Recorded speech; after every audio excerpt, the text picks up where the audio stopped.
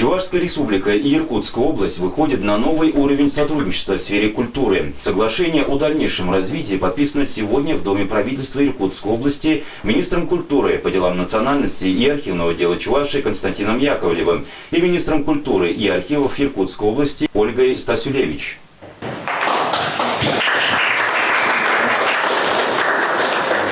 Сотрудничество в этой сфере имеет значимые события для обоих регионов, отметили руководители ведомств. Соглашение начинает действовать уже с сегодняшнего дня.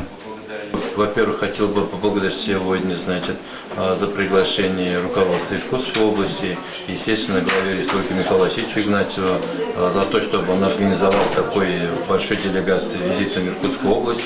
Я думаю, это визит для нас, для нашей республики, это очень значимый, потому что по подписанию соглашения есть огромное количество пунктов, где будет четко сказано, что наше культурное учреждение напрямую начнет с этого дня работать, то есть это и гастроли, это и визиты друг друга, обмен опытом.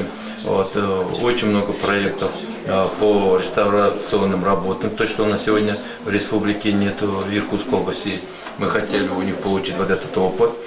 Что касается, у них есть новаторские идеи в развитии библиотечной системы. У нас очень много общего, но у нас есть много, чему мы можем друг у друга поучиться и обменяться нашим опытом, нашими достижениями. Я думаю, что будет очень хорошо, если мы посотрудничаем в области театрального искусства, музыкального, народной музыки, народной культуры и, конечно, библиотечного отдела. Делегацию Чувашии, кроме Константина Яковлева, представили президент Национального конгресса Николай Угаслов, первый вице-президент Валерий Клементьев, руководитель фонда Павел Вязов.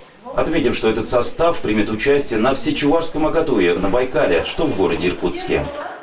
С сегодняшнего дня открываются новые возможности для развития Чувашской республики и Иркутской области. Сегодня в Доме правительства Иркутской области подписано соглашение для развития в сфере культуры.